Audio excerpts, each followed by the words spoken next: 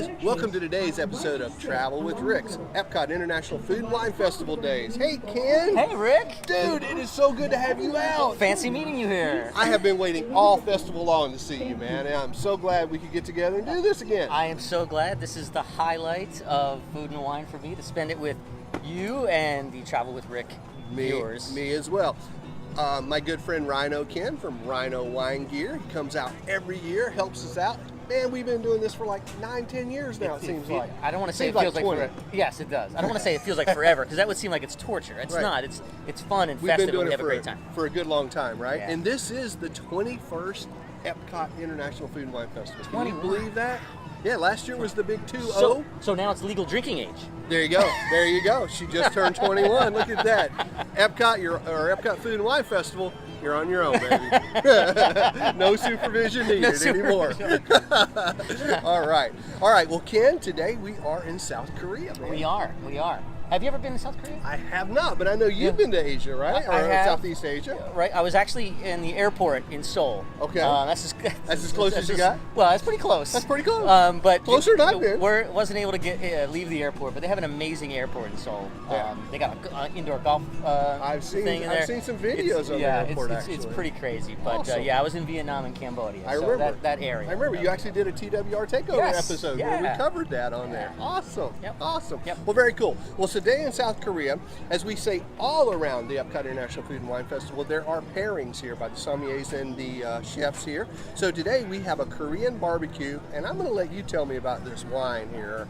Oh, I knew you were going to. You've been working. I'm going to throw it to you. You know, you've been there, so you can pronounce this stuff, I'm sure. Yeah. All right. So you're fluent, right?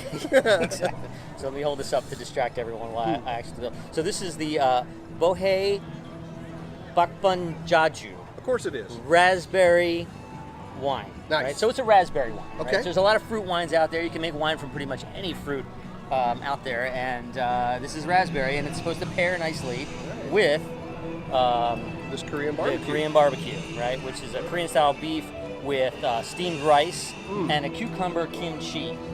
Now here's the deal. You know, kimchi is like the thing in Korea. They take their kimchi really seriously. Very seriously. And there's some spicy kimchi, right? There can be spicy kimchi, but it's mostly made from like a Napa cabbage, radish, scallion, and this, which is cucumber. And they bury it in the ground. Yep. Let it ferment, let it age, do whatever it does, and it does its thing, right? Yep. All right, so I'm going to try a little of this wine. That barbecue is amazing. It was really good with the rice, and then top it off with that cucumber. Really nice. Oh, wow. Kind of sweet. Well, it's raspberry. A lot of fruit.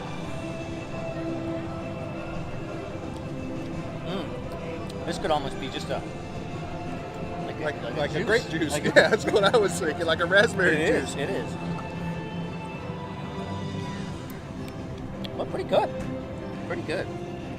Definitely on the sweet side. Glad we got that out of the way. Right. But with a little heat from that barbecue, that could actually work, right? Yep.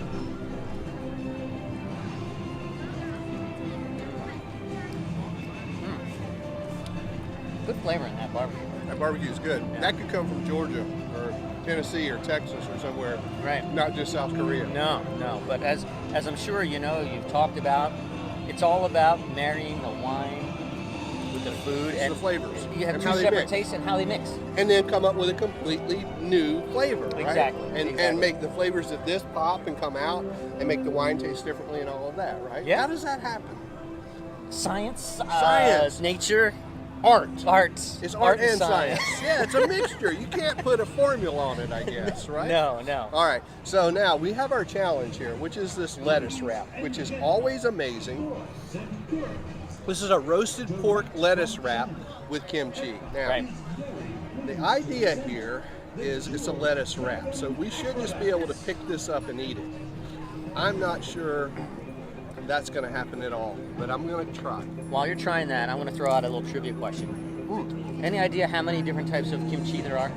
None. I mean, no idea. More than none, right? Greater than zero. Over 200. Oh my. Different types. All right. So that's a total mess and totally delicious. You're going to love that. All right. Let's see if I can. So it's a lettuce wrap. So apparently you're supposed to be able to wrap it. That's the idea. I'm going to cheat a little bit here. Yeah, there, help out. I think I got it. All right, there you go. You're on a roll. There. You're on a wrap. I'm on a wrap. but I have a feeling this is gonna. Grab a napkin. Yeah, I know. Napkins needed. That is awesome. It is really good, right? So kimchi, not too spicy. It's a really good kimchi. Marries great with that roast pork, right? So you get the crunchy, a little bit of sweetness in that kimchi, along with the great flavor of that roasted pork, right? Just amazing. Then wrap that all around with that lettuce wrap. Nice, light. It's just a party in your mouth. Man. It is. They did not let us down. We'll Yeah, save that for another yeah. time. So that lettuce wrap, nice, crunchy. I'm telling you, that's one of the winners here every year. This has come back now for a few years. This is probably at least the third or fourth year that I remember it.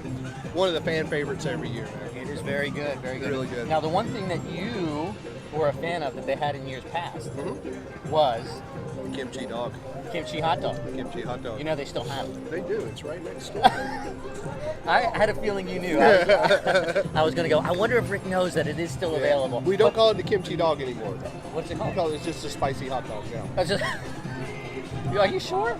I thought I read that it was over in they moved it to Africa. And they call it the spicy. In the Outpost, right? Yeah. Yeah, okay. I didn't think it was actually on the menu. It's not in Africa. It's in the refreshment cool post. Spicy hot dog with kimchi and mustard. Okay. So it's just a spicy hot dog. So now. those of you You who can have- still call it a kimchi dog. But it's if a you full want, dog. I guess. It is a full dog now. Good point. As a pulled pork, as opposed to just a The little little sampler. half dog that we used to get when it was in South Korea. Good point. So if you're a fan of that, or you want to try it and you're into something spicy, highly recommend. Yeah. And it is in, we want to be specific, it is in the refreshment cool post, which is kind of like the Africa area. So it's by the Africa marketplace, but this is the full-time, year-round thing that's here now in that cool post there. Yeah. So, yeah. Well, good. I'm glad you knew. I had I a did feeling, know. as a I hot did know. dog connoisseur that you are, I had a feeling. We did. We spied it out, made sure we knew where that was, and Okay, made sure good. it came back this year for sure. Good Excellent. point. Awesome. All right. Yeah. So, what do you think here? What was our? I think thumbs up for both. Absolutely. Was there a fan one that you like better than the other? I think I'm going to go with the barbecue. Oh, really? Okay. I think so. Awesome. It's a close tie, and I think what wins it for me, it's not as messy. Good point. All things Good being point. equal, I can just scoop and go with Yeah. The barbecue's really good, but I'm gonna have to say the lettuce wrap won out just a little bit for me. All right. I was just a little bit of a bigger fan of that. All right, so Ken, Yes. as always, we've got our festival guidebook here, our passport, which is our guide to all things food and wine. You'll notice, like always, I know it's your first episode out, so I'll kind of bring you up to speed on what we've been doing already all month. Yes. We got photos, just like always, nice color photos, like the last couple of years. We've got guides to the festival center. We've, of course, got more photos. And then we've got festival merchandise, some gift cards that we'll talk about maybe a little bit later. The destinations, Eat to the Beat concert series. That's I know you always great. love this, right? Love the Eat to the Beat, and there's a variety of bands and a lot of Got some new new bands. ones. Yeah, bands this Living year. Color. Living Color, Soul Asylum. the Bodines. Plain White Tees. Yep, you name it. Wang Chung.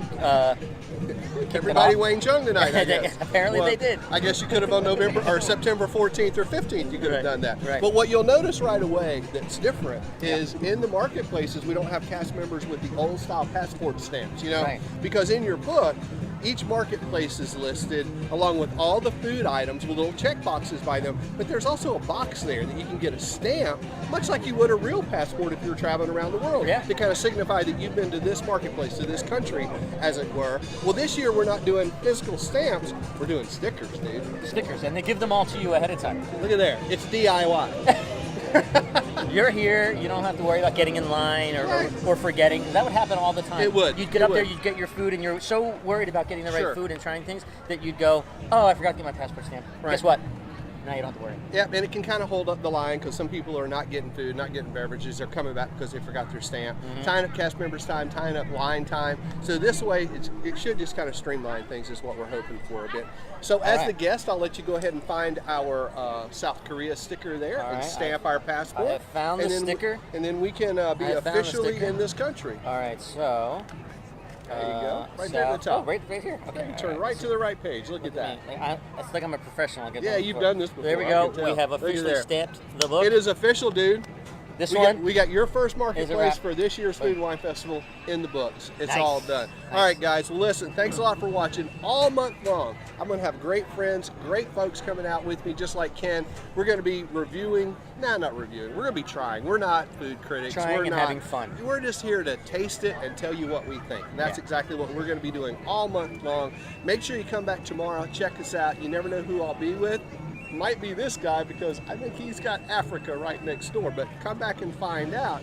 And then if you miss an episode, hey, don't worry about it. We got you covered. Check us out on travelwithrick.com. They'll all be there. Nice little line. You'll have a tab at the top that'll have them all listed together. Also over on YouTube, we got playlists made up for you. You can find last year's 2015. Just search for 2015 Food and Wine, and we've got a 2016 playlist started for you as well. So all the episodes are right there. They can binge out all weekend. You could just binge watch all of these things and Look watch, at you know, the early episodes when Oh, back in the old days. Remember those? Those were interesting. it was interesting. We'll just Back say when we used to go this way. Remember that? I do remember that for a lot of reasons why we did that. Yeah, it's called Food and Wine for a reason, Yes, it folks. is. Yes, All it right. is. Well, listen, thanks for watching. We'll be back tomorrow. Hope you will too. Don't go anywhere. There's lots more Food and Wine all month long on Travel with Rick. So long, everybody. Cheers.